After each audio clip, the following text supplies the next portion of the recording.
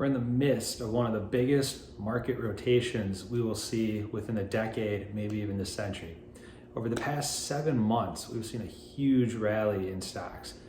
And the stocks specifically rallying are the ones that enable us to do the social distancing from one another and to remain apart and to try to contain the spread of the pandemic.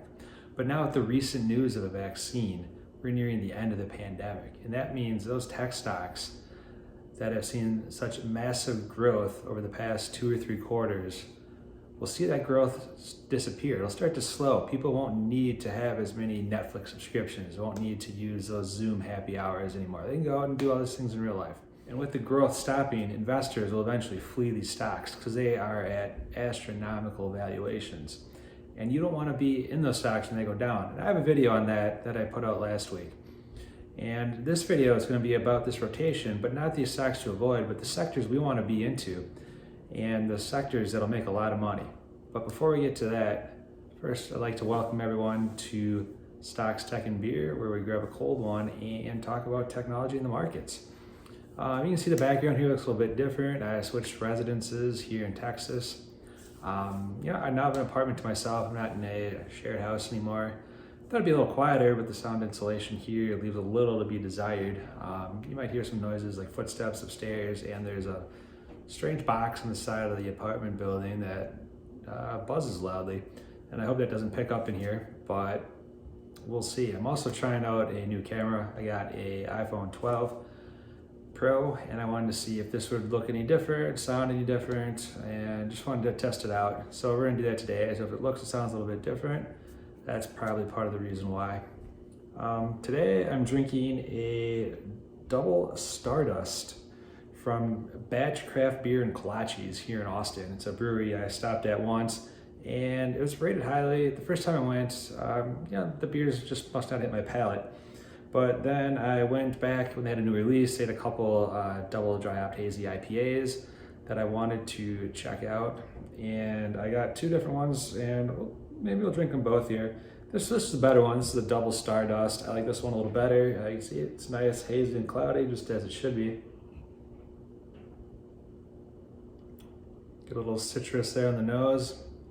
And then, yeah, it's definitely a little bit of hoppy. I mean, if you're a hophead and you like the hazy IPAs, this is gonna be one for you. And it's got a nice smooth, it's got that little bit of a grapefruit finish that I've learned to embrace and love. It definitely lives up to the reputation. I'll give this one, doing this on a scale of 10, we'll give it an 8.5. That's pretty good. Got no complaints about that. I'm gonna love drinking these, and cheers. Now into business. Oh yeah, but first, let's, disclaimer, it's not financial advice, do your own homework, not responsible for your losses, blah, blah, blah. Anyways, now let's get on to the sectors that I think will outperform in the coming months. And we've already started to see them outperform, which is kind of a bummer. I wish I could have gotten this video out sooner, but I'm busy and YouTube likes consistency to pick you up in the algorithms, and I'd like to eventually grow the audience now that I've got a few of these videos under my belt. So I'm trying to be consistent, put it out every Thursday. This one's gonna come out a day early because of the holidays. I don't know if that's gonna mess up the algorithm or not, but we'll see. Anyways, the first sector I think is gonna outperform is energy, and specifically oil. I mean, kind of a no-brainer, right? Energy stocks are at multi-year lows.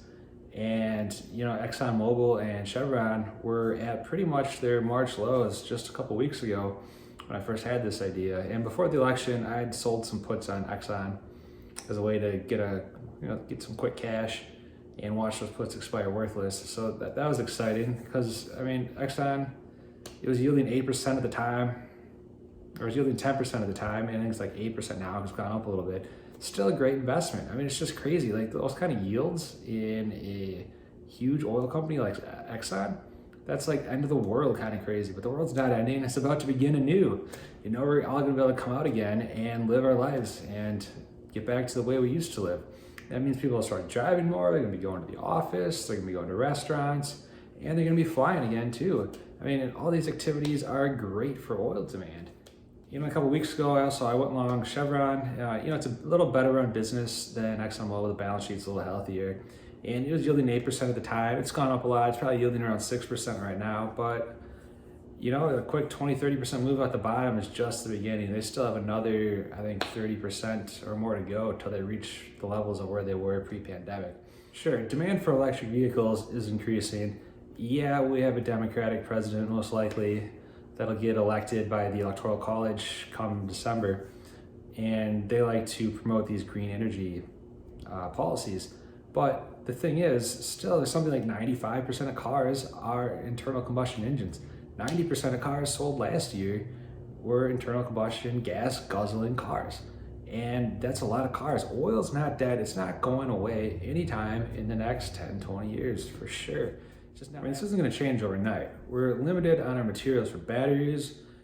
We can't dig up enough lithium or whatever other materials we want to use to make these batteries quick enough to get batteries to have a full electric vehicle fleet. Not to mention building out the electrical infrastructure to make that happen. It's just not real feasible within the next 10, 20 years. And where do we think this power is going to come from anyways? I mean, it's going to come from coal. And it's not any cleaner of a system than just to put gas in our cars that are burning CO2. You're burning the gas and CO2, coal, you burn coal, CO2. Like, it's the same thing. Electric vehicles are not emission free unless the source you get it from is emission free as well. I mean, yeah, there's a little bit of solar, that'll help, but I mean, you're gone during the day, you come home at night, it's dark, all right, you can charge your car, it's solar. That's how, we need batteries. If you want a clean energy source, you're gonna put up some nuclear power plants, but there's a whole lot of NIMBYism preventing that from happening right now in the country. So we're a long ways away from going completely EV, and still 95% of our cars and most of our trucks are gas guzzling vehicles. Oil's not dead. And I just saw in the way of more flights that the TSA for the first time since a couple months, had more than 1 million passengers in a day. That was a couple times this past week.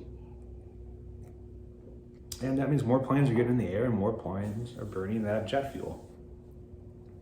And that gets me on to the next sector I think you should buy and look into, and that's travel and leisure. People are getting onto planes. That's great for the airlines, right? So I think these airlines are about to take off as well. I might have a little bit of a skewed sample set because I was talking to mostly people who are traveling lately, living in a shared house. But a lot of these people either got there on a plane or want to hop on a plane and go somewhere new. They want to go and see the world. They want to be stuck in the place.